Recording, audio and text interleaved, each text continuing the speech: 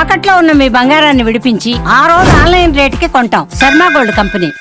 Suman TV ప్రేక్షకులకు నమస్కారం.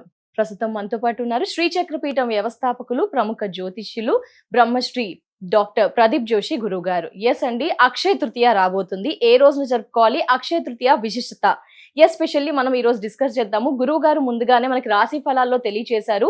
కొన్ని రాసుల వారికి అక్షయ తృతీయను ఖచ్చితంగా సద్వినియోగపరచుకోండి, అలా సద్వినియోగపరచుకుంటే గనక డెఫినెట్ గా రాజయోగం బాగుంటుంది అని తెలియజేశారు. ఎస్, ఆ వివరంతో పాటు ఎలాంటి రాశి వారు ఏం పరిహారాలు, అందరూ కూడా ఏం చేయాలి, గురువు గారి మాటల్లో విందాం. గురువు గారు నమస్కారం. గురువు గారు శ్రీమాత్రే నమః.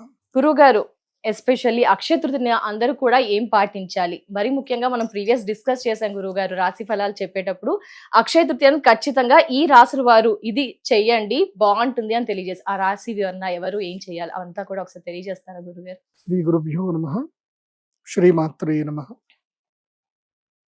సిద్ధలక్ష్మి, మోక్షలక్ష్మి, జయలక్ష్మి, సరస్వతి, శ్రీలక్ష్మి, వరలక్ష్మి చ ప్రసన్న మమ సర్వదా. శ్రీమాత్రే నమః. అక్షయ తృతీయ. ఫస్ట్ మనం ఈ అక్షయ తృతీయ అంటే అర్థం తెలుసుకోవాలి. అక్షయం అంటే నా క్షయం అక్షయం, ఏదైతే క్షయం అవ్వదో అది అక్షయం. క్షయం అంటే ఏంటి? నాశనం పొందేది. అక్షయం అంటే ఏంటి? నాశనము పొందనటువంటిది, ఎప్పటికీ నిలిచి ఉండేది, అది అక్షయం. ఈ అక్షయ తృతీయ రోజే మన సనాతన ధర్మాన్ని కాపాడడానికి సాక్షాత్తు ఆ శ్రీ మహావిష్ణువుల వారే పరశురామ అవతారాన్ని ఎత్తారు. కాబట్టి ఇదే పరశురామ జయంతి అని కూడా అంటారు. మళ్ళీ సప్త చిరంజీవులలో పరశురాముల వారు ఒకళ్ళు. కాబట్టి ఇప్పటికీ ఉన్నటువంటి మహానుభావులు పరశురాముల వారు. ఇప్పటికీ ఈ యొక్క కేరళ బెల్ట్ ఏదైతుందో, ఉడిపి మంగళూరు ఆ బెల్ట్ ఏదైతుందో, అక్కడ మహేంద్రగిరి అనే ఒక పర్వతం ఉంటుంది. ఆ పర్వతం మీద ఇప్పటికీ పరశురాముల వారు తపస్సు చేస్తూ ఉన్నారు. అందుకే ఆ క్షేత్రాన్ని మొత్తం కూడా పరశురామ క్షేత్రము అని అంటారు. కాబట్టి పరశురామ జయంతి రోజు అక్షయ తృతీయ. ఈ రోజు శ్రీ మహాలక్ష్మి అమ్మవారికి చాలా ఇష్టమైన రోజు. తర్వాత కుబేరుడికి పట్టాభిషేకం చేసిన రోజు ఈ రోజు. అంటే కుబేరుడికి ఈ యొక్క ధనానికి అధిపతిగా ఉండమని చెప్పి ఎవరైతే ఈశ్వరుడు ఆయనకి పట్టాభిషేకం చేస్తాడు, అలకాపురికి పట్టాభిషేకం చేస్తాడు. సో అలా పట్టాభిషేకం చేసిన ముహూర్తం కూడా అక్షయ తృతీయ. అంటే నీ యొక్క ఈ రోజు నువ్వు ఈ యొక్క ధనగారానికి, కోశాగారానికి నువ్వు అధిపతి అయ్యావు. కాబట్టి ఇకపై ఈ రోజు నుంచి నీ యొక్క కోశాగారము అక్షయం అవుతుంది. అంటే ఎప్పటికీ నశించినటువంటి కోశాగారం నీ దగ్గర ఉంటుంది అని అదొకటి. ఇంకొకటి, ఆది శంకరాచార్యుల యొక్క జయంతి కూడా ఇప్పుడే అని చెప్తారు, అక్షయ తృతీయ. సో ఆది శంకరాచార్యులను కూడా మనం స్మరించుకోవాలి. ఆయన చేసినటువంటి గొప్ప గొప్ప పనులని కూడా మనం స్మరించుకోవాలి, ఆయన ఆరాధన చేయాలి. ఇలా అక్షయ తృతీయకి చాలా అద్భుతమైన వైశిష్ట్యం ఉంది. ఇంకోటి ఏంటంటే, ఈ అక్షయ తృతీయ రోజు మీరు ఏదైతే చేస్తారో, ఏది చేసినా అది అక్షయం అవుతుంది. ఏదైనా పుణ్యం చేసినా అక్షయం అవుతుంది, పాపం చేసినా అది అక్షయం అవుతుంది. మీరు ఏ పని పాట లేకుండా ఇంట్లో కూర్చొని వీడియోలు చూసినా, రీల్స్ చూసినా అది కూడా అక్షయం అవుతుంది. అంటే మీరు ఇంకా అట్లాగే ఉండిపోతారు. కాబట్టి ఈ రోజు పుణ్యం చేసుకున్నారే అనుకోండి, ఆ పుణ్య ఫలం నీకు నిండిపోతుంది. సో నీకు ఫిక్స్డ్ డిపాజిట్ లో పెట్టుకొని ఎప్పుడు వడ్డీ డబ్బులు ఎట్లయితే మనం ఎంజాయ్ చేస్తామో, అట్లా ఈ అక్షయ తృతీయ రోజు సత్కార్యక్రమాలు చేయాలి. మంచి కార్యక్రమాలు, యజ్ఞయాగాదులు, హోమాదులు, భగవత్ సేవ, గురు సేవ, అన్నదానము, దానములు ఎక్కువగా చేయాలి. అక్షయ తృతీయ రోజు నిజంగా చేయాల్సింది ఏంటంటే దానం. కొనడం కాదు, కొనుక్కోండి, కొన్నా అది అక్షయమే, కాకపోతే దానం చేయాలి.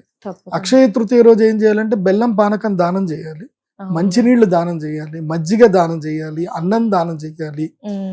ఇప్పుడు కొత్తగా స్కూల్స్ స్టార్ట్ అవుతాయి, పిల్లలందరూ స్కూల్స్కి వెళ్తా ఉంటారు. సో మన దగ్గర మంచి డబ్బు ఉంది, ఏం పర్వాలేదు, వెళ్ళాలి. స్కూల్ పిల్లలకి ఏమన్నా డ్రెస్సులు దానం చేయాలి, పుస్తకాలు దానం చేయాలి. లేదంటే వాళ్ళకి ఇప్పుడు నీకు ఏలినాటి శని ఉంది అనుకుందాం, ఇప్పుడు కుంభరాశి, మీనరాశి, మేషరాశికి ఏలినాటి శని ఉంది. సో అప్పుడు ఏం చేయాలంటే లేబర్ దగ్గరికి వెళ్ళాలి, కార్మికుల దగ్గరికి వెళ్ళాలి. అక్షయ తృతీయ రోజు కార్మికుల దగ్గరికి వెళ్ళి మీరు వాళ్ళకి అన్నం పెట్టండి, వాళ్ళకి మన బట్టలు కొనివ్వండి, వాళ్ళకి చెప్పులు కొనివ్వండి, వాళ్ళకి పడుకోవడానికి దుప్పట్ లాంటివి ఏమైనా కొనివ్వండి. డబ్బులు కూడా చేయొచ్చా గురువు గారు? డబ్బులు ఇవ్వకూడదు. డబ్బులు డబ్బులు అవి అర్థదానం కింద అవుతుంది. ఓకే. అర్థదానం ఏమవుతుంది అని అంటే వాడు తీసుకున్న డబ్బుతోటి ఏదైనా తప్పని చేశాడే అనుకోండి, నువ్వు దాంట్లో భాగస్వామి అవుతావు. డబ్బులు ఎవరికి ఇవ్వాలి అని అంటే ఉత్తమమైనటువంటి ద్విజుడికి ఇవ్వాలి అని శాస్త్రం చెప్తుంది. ద్విజుడికి సువర్ణ దానం చేయాలి. ఈ డబ్బులు ఇవన్నీ రూపాయలు ఇవి లెక్క కాదు.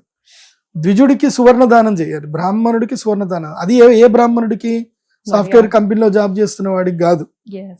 ఎవరైతే సనాతన ధర్మాన్ని ప్రొటెక్ట్ చేస్తున్నారో, ఎవరైతే నిత్య అర్చన పూజా విధులు చేస్తారో, ఎవరైతే దేవత అర్చన చేస్తారో, ఎవరైతే దేవాలయాల్లో ముఖ్య భాగస్వామ్యులు భూమికలో ఉంటారో, సనాతన ధర్మానికి సంబంధించిన ఆచార వ్యవహారంలో ముఖ్య భూమిక పోషిస్తారో, అలాంటి వాళ్ళకి మీరు దానం చేస్తే ఏం జరుగుతుంది అని అంటే, ఆ దానం వల్ల వాళ్ళు చేసే పుణ్య కార్యక్రమాలు ఉంటాయి కదా, దాంట్లో నీకు పుణ్యం వస్తుంది.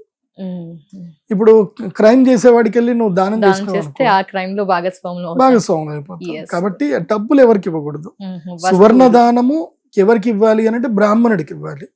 పేదవాళ్లకు, రైతులకి, కార్మికులకు, కష్టపడేటువంటి వాళ్లకు వస్త్రదానం చేయాలి, అన్నదానం చేయాలి, అలాగే విద్యార్థులకి విద్యాదానం చేయాలి.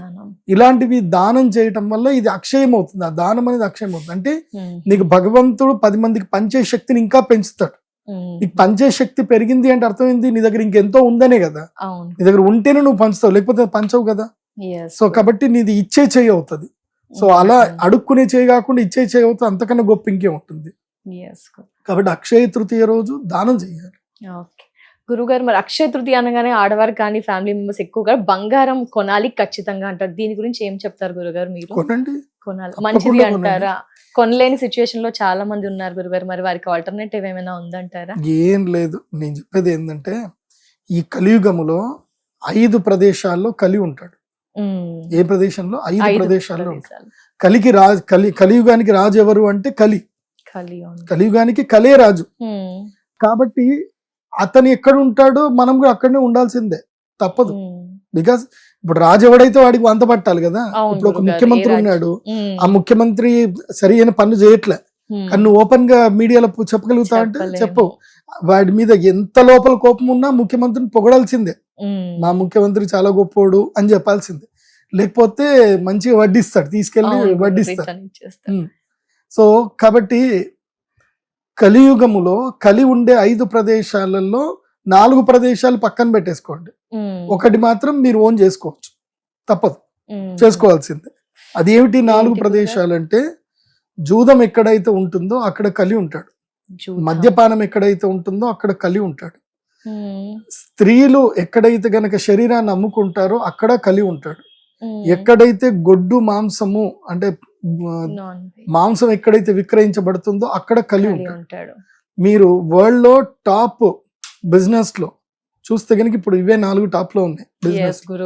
మీట్ ఎక్స్పోర్ట్ లోనూ టాప్ ఉంది, అట్లాగే గ్యాంబ్లింగ్ లో విపరీతమైన డబ్బు, చూద్దాం. తర్వాత మద్యం, ప్రభుత్వాలు ఇప్పుడు దాంతోటే మద్యాలు. సో ఇంకా కొన్ని థాయిలాండ్ లాంటి కొన్ని ప్రభుత్వాలు అయితే దాని మీదనే వాళ్ళ టూరిజం డిపార్ట్మెంట్ నడుస్తుంది. సో ఇలా ప్రపంచంలో ఈ 4తో కాకుండా ఇంకొకటి ప్లేస్ కావాలని అడుగుతాడు. పరీక్షిత్ మహారాజుని కలి అడుగుతాడు, ఈ 4 నువ్వు చెప్పావు కానీ నీ సామ్రాజ్యంలో ఈ 4 ఉండవు, కాబట్టి ఈ 4 కాకుండా ఇంకొక ప్లేస్ చెప్పండి అని అంటే పరీక్షిత్ అంటాడు, సరే ఏం కావాలి అని అంటే, నేను బంగారంలో ఉంటాను అని కోరుకుంటాడు. బంగారంలో ఉంటాను, సరే పో ఇచ్చేస్తున్నాను, వదిలేస్తాడు, అంతే. పరీక్షిత్ మహారాజుకి నెత్తి మీద ఏదైతే కిరీటం పెట్టుకుంటాడో అది జరాసంధుడి నుంచి లాక్కొని తీసుకొచ్చిన కిరీటం, అది పాండవులు తీసుకొచ్చిన కిరీటం.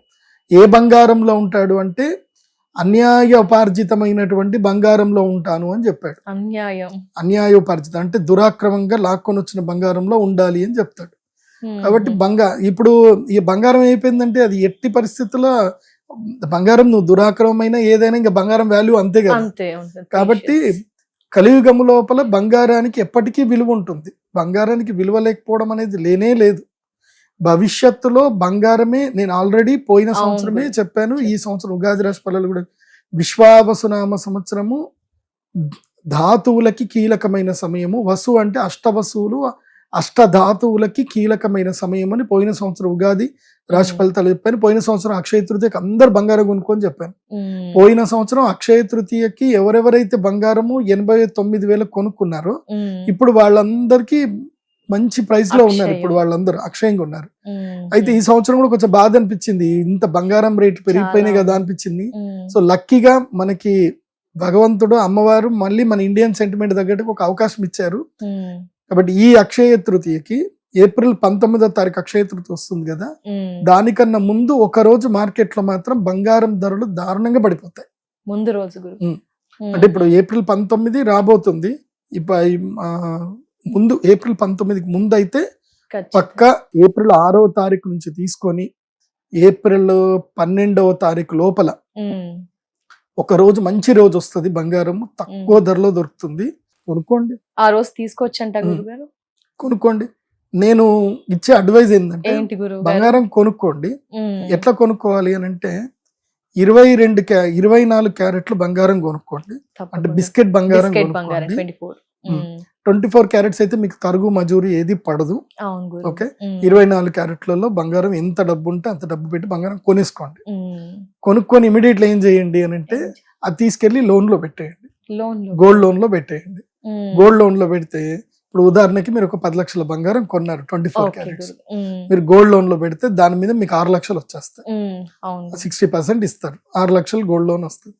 ఆ 6 లక్షలు తీసుకొని అదే రోజు ఈటీఎఫ్ లలో తక్కువ ప్రైస్ కి ఈటీఎఫ్లు దొరుకుతాయి, ఈటీఎఫ్ లలో కొనేసుకోండి. ఓకే, ఇటు బంగారం రేటు మళ్ళీ ఎట్టి పరిస్థితుల్లో అక్షయ తృతీయ తర్వాత గురుగ్రహము జూన్ 3వ తారీఖుకి కర్కాటక రాశి లోపలికి ఎంటర్ అవ్వగానే శని యొక్క ప్రభావం తగ్గుతుంది. శని అంటే ఎవరు అంటే ఆయుర్, యుద్ధం. శని కుజ యుతి 30 సంవత్సరాలకు ఒకసారి వస్తుంది. శని కుజ యుతి ప్రతి సంవత్సరం వస్తుంది, కానీ మీన రాశిలో 30 సంవత్సరాలకు ఒకసారి వస్తుంది. మీనం అంటే ఏంటి? ఫిష్, చేపలు. చేపలు ఎక్కడ ఉంటాయి? Water bodies. పెద్ద పెద్ద వాటర్ బాడీస్ ఏంటి? సముద్రాలు. సో ఎప్పుడైతే ఆల్రెడీ శాస్త్రంలో చెప్పారు, ఏం చెప్పారు? సంహితా గ్రంథాల్లో చెప్పారు, ఎప్పుడైతే శని మరియు కుజగ్రహము ఇద్దరు కూడా మీనరాశిలో యుతి అవుతారో, గురుగ్రహానికి బలము తక్కువ ఉన్నప్పుడు, గురుగ్రహము విదూషకుడి దగ్గర ఉన్నప్పుడు వీళ్ళ ఇద్దరి ప్రభావం పెరుగుతుంది అని శాస్త్రంలో ఉంది. గురుగ్రహం విదూషకుడు అంటే ఎవరు అంటే బుధగ్రహం. బుధగ్రహం విదూషకుడు, ఎంటర్టైన్మెంట్ చేస్తాడు, కమెడియన్ కైండ్ ఆఫ్. సో బుధగ్రహం దగ్గరికి మిథున రాశిలో గురువు ఉండిపోయాడు కాబట్టి ఇప్పుడు గురువు సేద తీరుతున్నాడు మిథున రాశిలో. కాబట్టి గురు బలం తక్కువ ఉంటుంది. ఇప్పుడు ఆయన సేద తీరుతాడు. ఇప్పుడు ప్రతి ఒక్క మనిషికి ఒక రెస్ట్ తీసుకునే టైం వస్తుంది కదా. సో నెక్స్ట్ ఇయర్ ఇప్పుడు ఉదాహరణకి ఇక తెల్లారితే మనం వెళ్ళిపోతున్నాము, మనకు ఉద్యోగం చేయాలంటే ఏమున్నాయి అన్ని కంప్లీట్ చేసుకుందాం రవే అనుకుంటాం. అట్లాగే ఆయన సేద తీరుతున్నాడు. కాబట్టి ఇప్పుడు ఈ మీన రాశి లోపల శని కుజుడు వీళ్ళ యుతి ఉంటుంది. ఇది ఏప్రిల్ మంత్ మొత్తం వాళ్ళు ఉంటారు, కలిసి ఉంటారు. వీళ్ళ కలిసి ఉంటే సముద్రం మీద విపరీతమైనటువంటి దాళ్లు జరుగుతాయి, యుద్ధాలు జరుగుతాయి, సముద్ర యుద్ధాలు అన్నట్టుగాని ఇప్పుడు ఏమవుతుంది, హార్మోజ్ ఏదైతే అది క్లోజ్ చేసేసారు. రేపు రెడ్ సీ కూడా క్లోజ్ చేసేస్తారు. అంటే ఇటు యెమెన్ కంట్రీ అది క్లోజ్ చేస్తుంది, ఇరాన్ ఇది క్లోజ్ చేసి యుద్ధాలు అవుతున్నాయి కదా. దీంతో క్రూడ్ ఆయిల్ ప్రైస్ $140 $150 వెళ్ళిపోతుంది. క్రూడ్ ఆయిల్ వెళ్ళిపోయిందనంటే డాలర్ కి ప్రైస్ ఇంక్రీజ్ అవుతుంది. సో అప్పుడు గోల్డ్ సిల్వర్ ఇన్వెస్టర్స్ అందరు కూడా అటు వెళ్ళిపోతారు. So gold price silver price పడిపోతాయి. ఇది అంతా జూన్ 3 వరకు ఉంటుంది. మెయిన్ ఏప్రిల్ 19 దాకా లోలో దొరుకుతాయి. ఏప్రిల్ 19 నుంచి కొంచెం హై ప్రైస్ లో, అంటే మరీ అంత ఎక్కువ కాకుండా ఈ ఏప్రిల్ 19th కి బిఫోర్ ఏదైతే డిస్కౌంట్ దొరుకుతుందో ఏప్రిల్ 19 తర్వాత అయితే దొరకదు డిస్కౌంట్. సో ఏప్రిల్ 19 తర్వాత దొరుకుతాయి. కాబట్టి ఇటు గోల్డ్ లోను పెట్టుకొని ఇటు అది తీసుకొని ఏం చేసుకున్నామంటే మనము ఈటీఎఫ్ కొనుక్కున్నాం అనుకోండి, ఇటు ఈటీఎఫ్ ప్రైస్ పెరుగుతుంది, అటు మనం కొన్న గోల్డ్ ప్రైస్ పెరుగుతుంది, రెండు పెరుగుతాయి. ఇదేముంటుంది, మామూలు వడ్డీ పడుతుంది, గోల్డ్ లోన్ వడ్డీ. అది వడ్డీ కట్టేసుకొని సంవత్సరం తర్వాత మీరు విడిపించుకున్నారనుకోండి, సంవత్సరానికి అదే బంగారము నాకు తెలిసి నెక్స్ట్ ఇయర్ అక్షయ తృతీయ వరకు 2027 అక్షయ తృతీయ వరకు 24 క్యారెట్ల గోల్డ్ 1,90,000 కన్ఫర్మ్ ఉంటుంది. 1,90,000 24 క్యారెట్లు 10 గ్రాములకి ఉంటుంది. కాబట్టి ఇప్పుడు మీరు 1,30,000కి పడి కొన్నారే అనుకోండి, 70 లక్షలు 70,000 ప్రాఫిట్ లోనే ఉంటారు. ఆల్మోస్ట్ 70 అంటే 60,000 ప్రాఫిట్ లో ఉంటారు, 1,90,000కి వస్తే. సో 60,000 ప్రాఫిట్ లో ఉంటారు. ఇక్కడ కూడా ETF లో కొంటారు కాబట్టి సేమ్ ప్రైస్ లో అది కూడా ఒక 60,000 ప్రాఫిట్ లోకి వచ్చేస్తారు. సో మొత్తం లాభం, 2 రకాలుగా లాభం వచ్చేస్తుంది. గురుగారు. కాబట్టి పెళ్లిలో ముహూర్తాలు ఏమైనా ఉంటే 22 క్యారెట్స్ ఇప్పుడు కొనకండి, 24 క్యారెట్స్ కొనుక్కోండి. మీరు అదే బిస్కెట్ బంగారం మీరు ఇచ్చేసి 22 క్యారెట్స్ కూడా ఆ రోజు కూడా ఏ రోజు కావాలంటే ఆ రోజు కొనుక్కోవచ్చు కదా, తగదు. బిస్కెట్ బంగారం ఏంటంటే మనకు ఒక వాల్యూ ఉంటుంది.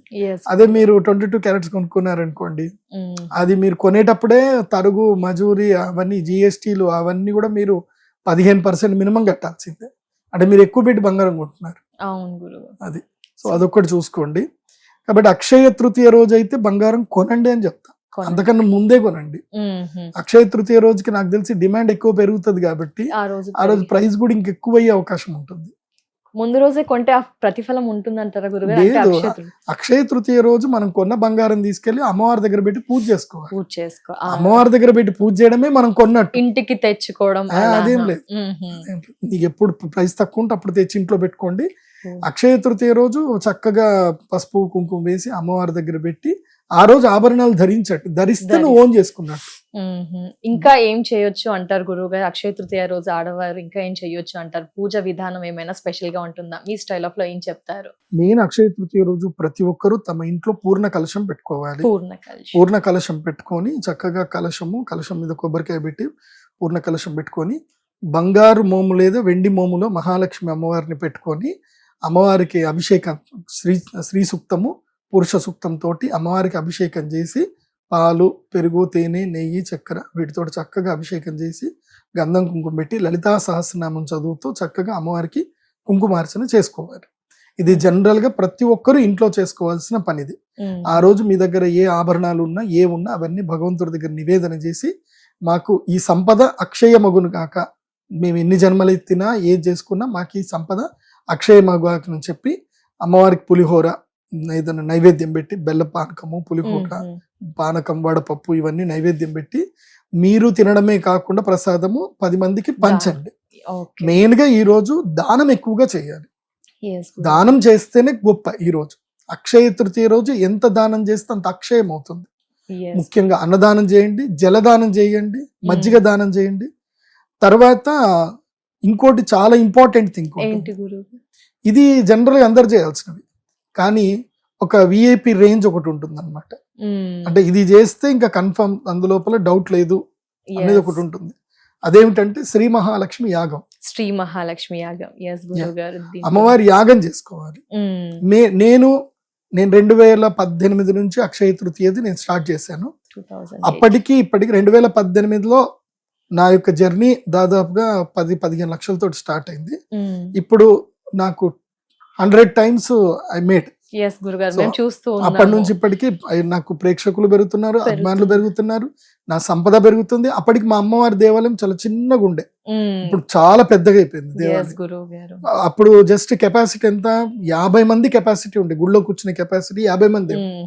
ఇప్పుడు ఏకంగా ఒకేసారి దాదాపుగా 500 మంది కూర్చోవచ్చు, అంత కెపాసిటీ అయిపోయింది. 500 మంది కూర్చునే కెపాసిటీ ఏంది అని అంటే అది 10 times పెరిగింది. సంపద కూడా 10 times పెరిగింది. కాబట్టి మీరు అందరు కూడా అక్షయ తృతీయ రోజు మా అమ్మవారి దేవస్థానానికి రండి.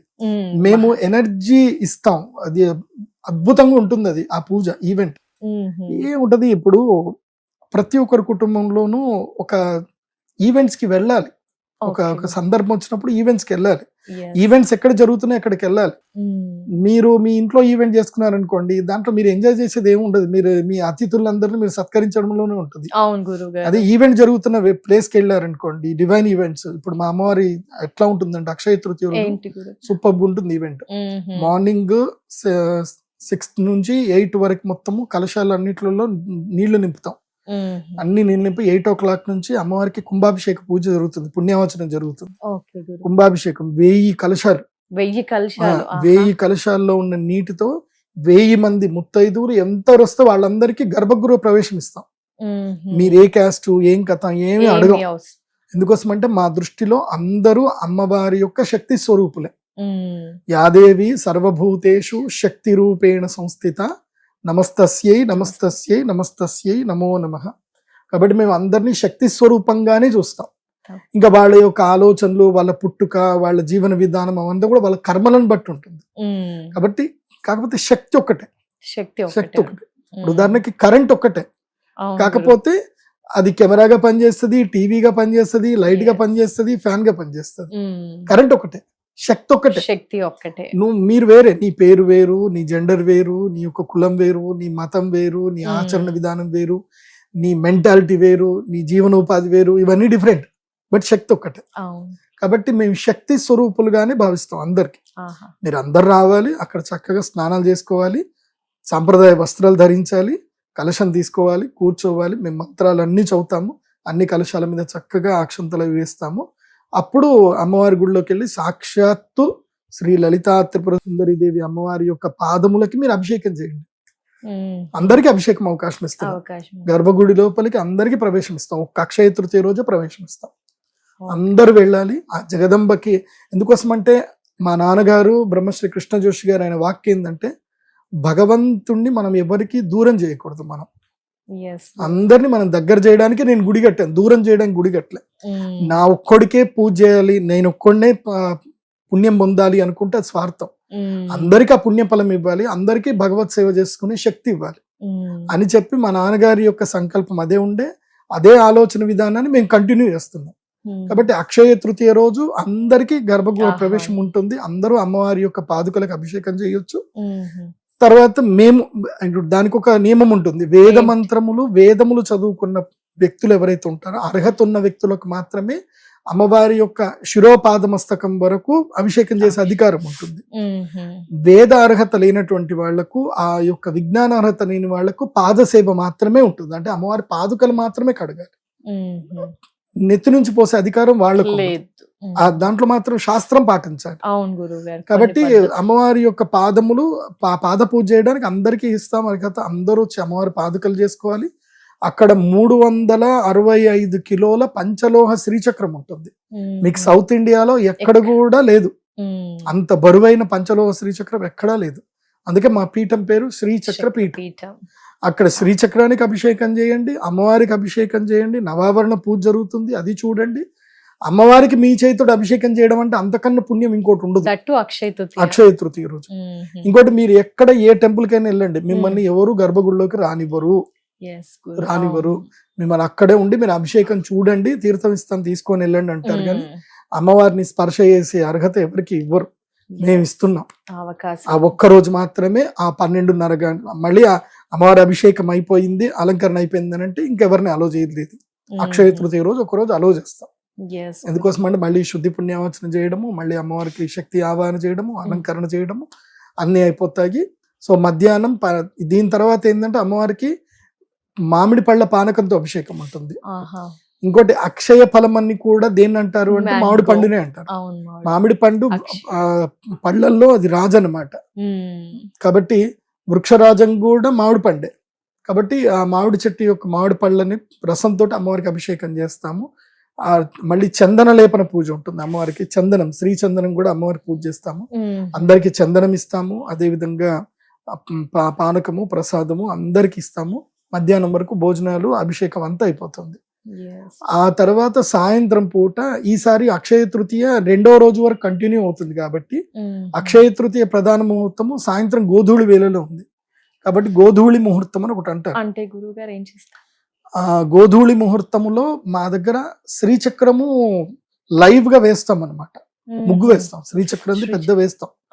సో మీరు ఏదైతే శ్రీచక్రాన్ని మీరు కళ్ళతో చూస్తున్నారో అదే శ్రీచక్రం అనే ఒక మండలం చుట్టూ, యంత్ర మండలం చుట్టూ హోమకుండాలు వేసి యాగం చేస్తాం. అంటే శ్రీచక్ర మండలావర్తితో కలిగినటువంటి యాగము అది. ఇప్పటిదాకా మీరు సౌత్ ఇండియాలో కానీ ఎక్కడైనా మీరు చూసుండరు అలాంటి యాగం. సో శ్రీచక్ర మండలము యంత్రముతో సమేతంగా యాగం చేయడం. సో 108 మందికి మాత్రమే అవకాశం ఇస్తాం. 108 మందికి మాత్రం అవకాశం ఇస్తాం. ఎందుకోసం అంటే శ్రీచక్రం చుట్టూ 100 మంది పెడతారు.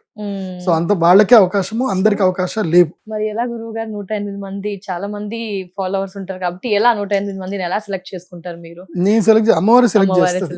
ఇంకోటి ఏంటంటే మా పీఠంలో విచిత్రం ఏంటంటే ఎగ్జాక్ట్ అంతమందే వస్తారు. క్రౌడ్ ఎక్కడ ఇది అవ్వదు, మాకు ఎప్పుడు ఇబ్బంది కాదు. అమ్మవారు పిలిపించుకుంటది. ఎవరిని పిలిపించుకోవాలో వాళ్ళనే పిలిపించుకుంటది. మిగతా వాళ్ళు కొంతమంది రారు, కొంతమంది వద్దామనుకుంటారు, వాళ్ళు రాలేకపోతారు. అంటారు. అది కొంతమందికి మాత్రమే అవకాశం క్రతువులో ఉంటుంది. పాల్గొనాలి అని నాకే అనిపిస్తుంది, ఇంకా చాలా మంది వ్యూవర్స్ కి కూడా అనిపిస్తుంది. మరి ఎలా అంటారు? పక్కా 108 మెంబర్స్ ఏం లేదు, 108 మెంబర్స్ కి అవకాశం వస్తుంది. అమ్మవారు మీకు సంకల్పం మేము ప్రచోదనం చేస్తుంది. మీరు నా వెబ్సైట్ ఉంటుంది pradeepjoshi.com వెబ్సైట్, డైరెక్ట్ గా వెబ్సైట్ కి వెళ్ళిపోండి. అక్షయ తృతీయ ప్యాకేజీలు ఉంటాయి, మీరు ఏ ప్యాకేజ్ అంటే ఆ ప్యాకేజ్ బుక్ చేసేసుకోండి. 100 మందికి మాత్రమే అవకాశం. గురుగారు, మనం రాశి ఫలాలు చేసినప్పుడు ఈ విషయం కూడా చెప్పారు, అక్షయ తృతీయ రోజు ఈ రాశి వాళ్ళకి ఇలా బాగుంటుందని. ఈ మహాలక్ష్మి యాగమే ఆ గురుగారు, ఇంకా ఏమైనా క్రతువులు ఉన్నాయా? కొంతమంది రాసులు చెప్పారు కదా, ఆ రాసులు ఎవరు మిమ్మల్ని అప్రోచ్ అవ్వచ్చు ఈ అక్షయ తృతీయ కార్యక్రమంలో? ఇంకా ఎవరు పాల్గొచ్చు, ఎస్పెషల్లీ ఆ రాసుల వారు? ఇప్పుడు ఒక్కొక్కళ్ళకి ఒక్కొక్క బ్రేక్ ఈవెంట్ టైం వస్తుంది. ప్రతి సంవత్సరం ఒక్కొక్కళ్ళకి ఒక టైం వస్తుంది బ్రేక్ ఈవెంట్ టైం. ఈ సంవత్సరం బ్రేక్ ఈవెంట్ టైం ఎవరికి అని అంటే 5 రాసుల వాళ్ళకి అదృష్ట యోగం ఉంది. అదృష్ట యోగం ఎట్లా అంటే, అదేదో పవన్ కళ్యాణ్ సినిమా అత్తారింటి దారిలో క్యారెక్టర్ కి ఒక 10 లక్షలది సూట్ కేసు ఇస్తే దీని నంబర్ చెప్పండి అని అడుగుతారు కదా. అంటే వీడికి ఎంత అదృష్టం ఉన్నా సరే వీడి దరిద్రం బెడ్రూమ్ లో తలదంచుకొని పడుకుంది అని అంటారు. సో అది ఉందనుకోండి, నీకు అదృష్ట దేవత వచ్చి నీకు డోర్ కొట్టినా సరే నువ్వు డోర్ ఓపెన్ చేయవు, అది అట్లాగే ఉంటుంది. సో అలాంటివి మీకు జరగొద్దు, అమ్మ అనుగ్రహం పూర్తిగా కలగాలి మీ జాతకంలో. ఇప్పుడు గోచార రీత్యా మీకు అదృష్ట యోగం ఇప్పుడు రాబోతుంది, కానీ మీ జాతకంలో సరిగ్గా లేదు, మీ ఇంట్లో వాళ్ళు సరిగ్గా లేరు, నీ ఎన్విరాన్మెంట్, నువ్వు ఏదైతే ఎన్విరాన్మెంట్ లో ఉన్నావో ఆ ఎన్విరాన్మెంట్ సరిగ్గా లేదు, నీకు వచ్చే అదృష్టం కూడా రాదు. అవన్నీ మారాలి అంటే ఏదో ఒక దివ్యమైన శక్తి నేను ప్రచోదనం చేయాలి, నేను మూవ్ చేయాలి. అది మూవ్ చేయాలంటే అది మహాలక్ష్మి యాగమే చేసుకోవాలి. ఆ శ్రీచక్ర యంత్రం చుట్టూ కూర్చొని ఆ యాగం చేసుకుంటే ఆ ఎనర్జీ ఏదైతే వస్తుందో నీ ఆరాని ఇంప్రూవ్ చేస్తుంది. అండ్ గురువు అనేటువంటి వాడు ఎవరైతే ఉన్నాడో కేవలము ఇవి డివైన్ ఎనర్జీ కాదు, నీకు లౌకిక నాలెడ్జ్ కూడా ఇవ్వాలి. పోయిన సంవత్సరం అక్షయ తృతీయ వచ్చినప్పుడు అందరికి క్లాస్ పీకిన, బంగారం కొనుక్కోండి, ఇక్కడ నుంచి బంగారం యొక్క ధరలు పెరుగుతాయి అని చెప్పా. పోయిన సంవత్సరం నా దగ్గరికి వచ్చిన వాళ్ళు అందరు బంగారం కొనుక్కున్నారు, ఇప్పుడు అందరు ప్రాఫిట్ లో ఉన్నారు. ధనత్రయోదశి కూడా అదే చెప్పా, అందరు బంగారం కొనుక్కున్నారు, అందరూ ప్రాఫిట్ లో ఉన్నారు. ఇప్పుడు కూడా చెప్తున్నాను, ఈ అక్షయ తృతీయకి బంగారము కొనుక్కోండి, తక్కువ ధరలో కొనుక్కోండి. మీకు 22 క్యారెట్స్ 12,400కి వచ్చే అవకాశం ఉంది పర్ గ్రాము, ఇంకా తగ్గొచ్చు కూడా. 12,400 500 అయితే కన్ఫర్మ్ గా వస్తుంది ఒక రోజు. మంచిగా ఆ రేటు కొనుక్కోండి. 24 క్యారెట్స్ అయితే గనక 1,30,000కి 24 క్యారెట్స్ రావచ్చు. చూడండి, వెయిట్ చేయండి, మార్కెట్ అయితే కనిపిస్తుంది, ఇంకా పడిపోయేటట్టే కనిపిస్తుంది. పడితే కొనుక్కోండి, అందరూ యోగ సిద్ధిని పొందండి. అందుకే ఈ మధ్య ఏంటంటే నేను ఎక్కువగా వీడియోస్ నా పర్సనల్ ఛానల్లో కూడా అందరికి ఏం చేస్తున్నానంటే ఈటీఎఫ్లలో ఇట్లా ఇన్వెస్ట్ చేయండి, అట్లా ఇన్వెస్ట్ చేసుకోండి అని నేను గైడ్ చేస్తున్నాను. మీరు అందరూ డబ్బులు సంపాదించుకుంటే నాకు సంతోషం. ఎందుకోసం అంటే కలికాలంలో డబ్బే సర్వస్వము, కలికాలంలో నమ్మకము అనేది ఉండదు. ఓకే, నీకు అత్యవసరంలో ఎవడిని నువ్వు అడిగినా ఎవడు నీకు డబ్బులు ఇవ్వడు. బంగారం ఆదుకుంటుంది, మనీయే నిన్ను కాపాడుతుంది, డబ్బే నిన్ను కాపాడుతుంది, నీ మంచితనం కూడా నిన్ను కాపాడదు. సో ఇది కలికాలం. కలికాలం అంటే ఆకలి కాలం. ఆకలి కాలంలో మంచితనానికి విలువ ఉండదు. మన గురూజీ త్రివిక్రమ్ శ్రీనివాస్ క్లియర్ గా చెప్పించాడు రాజేంద్ర ప్రసాద్ తోటి, నువ్వు పురాణం ఎంత బాగా చెప్పినా పల్లెంలో 10 రూపాయలు వేస్తారు అని క్లియర్ గా చెప్పించాడు. ఎథిక్స్, మోరల్స్, వాల్యూస్ ఉండాలి, కానీ యాజ్ వెల్ యాజ్ దాంతో పాటు నీ దగ్గర డబ్బు కూడా ఉండాలి, పక్కా ఉండాలి. ఎందుకోసం అంటే నేను మంచోడిని అని చెప్పి నువ్వు ఏదైనా పెద్ద హాస్పిటల్కి వెళ్ళావు, నీకు రోగం వచ్చింది, మీ పిల్లాడికి ఏదైనా జ్వరం వచ్చిందో ఏదో సమస్య వచ్చింది, నువ్వు వెళ్ళావు, నేను మంచోడినండి, నేను చాలా మంచోడినండి, అందరికీ దానాలు చేశాను అంటే, సరే ఒక 200 రూపాయల శాలువ కొనుక్కోరారా ఈయనకు సన్మానం చేద్దాం అంటారు. ఓ 200 రూపాయల శాలువ, ఒక 100 రూపాయల పూలదండ వేసేసి ఒక ఫోటో దిగి నువ్వు మంచోడివి, నేను సన్మానం చేసిన, ఇక బో అంటారు. చేయండి అని అంటే డబ్బులు కట్టండి అంటారు. దైవానుగ్రహం హెల్ప్ చేయదంటారా గురువు గారు? అదే కదా, ఇప్పుడు ఆ దైవానుగ్రహం బట్టే కదా నేను చెప్తున్నది. నేను ఎవరిని మరి, నేను అమ్మవారి సేవకుడిని కాబట్టి నువ్వు ఏ కాలానికి తగ్గట్టుగా ఆ కాలానికి అనుకూలంగా నువ్వు ఉండాలి. నువ్వు ఇంకా త్రేతాయుగంలో ఉండకూడదు. త్రేతాయుగం అయిపోయింది, ద్వాపర యుగం అయిపోయింది, ఆ దేవుళ్ళని పూజ చేయాలి, కానీ నువ్వు కలియుగానికి తగ్గట్టుగా ఉండాలి. ఇప్పుడు రేవంత్ రెడ్డి గారి గవర్నమెంట్ వచ్చింది, ఈ గవర్నమెంట్ లో నువ్వు ఎఫ్టీఎల్ ఇల్లు కడతా అంటే ఊరుకుంటాడు ఆయన? కూర్చుడు. పాత గవర్నమెంట్ లో ఎఫ్టీఎల్ ఇల్లు కట్టుకున్నా ఎవరిని అనలేదు, ఇప్పుడు కట్టావు ఊరుకుంటాడు ఆయన? ఊరుకోడు. సో అంతే, సో ఏ గవర్నమెంట్ మారితే ఆ గవర్నమెంట్ తగ్గట్టుగా నువ్వు కరెక్ట్ గా ఉండాలి. కాబట్టి కలియుగానికి తగినట్టుగా తగినట్టుగానే మనము లౌకికంగా ఉండాలి. అది బాగా గుర్తుపెట్టుకోండి. సో ఆ రాశులు ఏవి అంటే 5 రాశులు చెప్తాను. ఈ 5 రాష్ట్రాల వాళ్ళు మీరు ఏ పని పెట్టుకోకుండా అక్షయ తృతీయ రోజు శ్రీచక్ర పీఠంకి రండి. ఒకవేళ మీకు టికెట్ దొరకలేదు, 108 మీకు బుకింగ్ కాలేదు, అయిపోయినాయి అనుకుందాం, ఏం పర్వాలేదు, రండి. పూజలో సేవ చేసుకోండి, సేవ అయినా చేయండి. అమ్మవారికి అభిషేకం చేయడానికి అయితే 1008 మందికి అవకాశం ఉంది. ఆ 1008లో మీరు ఒక్కళ్ళు అవ్వండి.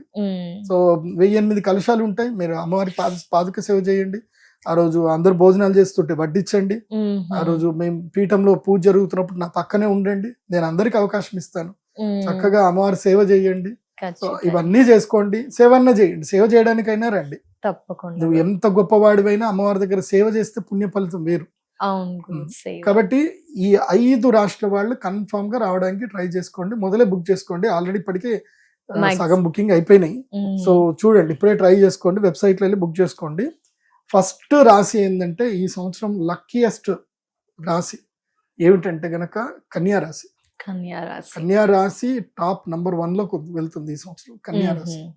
నెక్స్ట్ వృశ్చిక రాశి, నెక్స్ట్ మకర రాశి, ఆ తర్వాత మిథున రాశి, ఆ తర్వాత మీన రాశి. సో ఇవి టాప్ 5 కేటగిరీలోకి వస్తాయి. సో నంబర్ 1 కన్యా రాశి వాళ్ళు ఈ అక్షయ తృతీయ రోజు ఖాళీ ఉండకండి. అమ్మ అనుగ్రహం ఎక్కడైనా సరే, మా పీఠంకి రాకపోయినా వేరే ఏదైనా టెంపుల్కి వెళ్ళండి, అన్నదానం చేయండి. కన్యా రాశి వాళ్ళు ఈ రోజు ఎంత దానం చేస్తే అంత సంపాదించుకుంటారు. ఈ 5 రాష్ట్రాల వాళ్ళు కన్యా, వృశ్చిక, మకర, మిథున, మీన 5 రాష్ట్రాల వాళ్ళకి అదృష్ట యోగం ఈ సంవత్సరం 10 నెలల పాటు ఉంది. 10 నెలల అదృష్ట యోగం ఉంది. తర్వాత ఈ సంవత్సరములో అక్టోబర్ 30వ తారీఖు నుంచి జనవరి 30వ తారీఖు వరకు అదృష్ట యోగం ఉంది. అంటే నవంబర్, డిసెంబర్, జనవరి 3 నెలల అదృష్ట యోగం ఉంది. 3 నెలల అదృష్ట యోగం ఎవరికి ఉంది అని అంటే కర్కాటక రాశి, తులారాశి, తర్వాత ధనస్సు రాశి, ఆ తర్వాత కుంభరాశి, తర్వాత మేషరాశి. ఈ 5 రాశులకి 3 నెలల అదృష్ట కాలం. వీళ్ళు అక్షయ తృతీయకి వచ్చినా రాకపోయినా వీళ్ళు ధనత్రయోదశికి అటెండ్ అవ్వాలి. నోట్ చేసి పెట్టుకోండి. వీళ్ళు ధనత్రయోదశి ఎందుకోసం అంటే అక్టోబర్ కి ధనత్రయోదశి వస్తుంది. ఆ టైంకి అటెండ్ అవ్వాలి ఈ 5 రాశులు.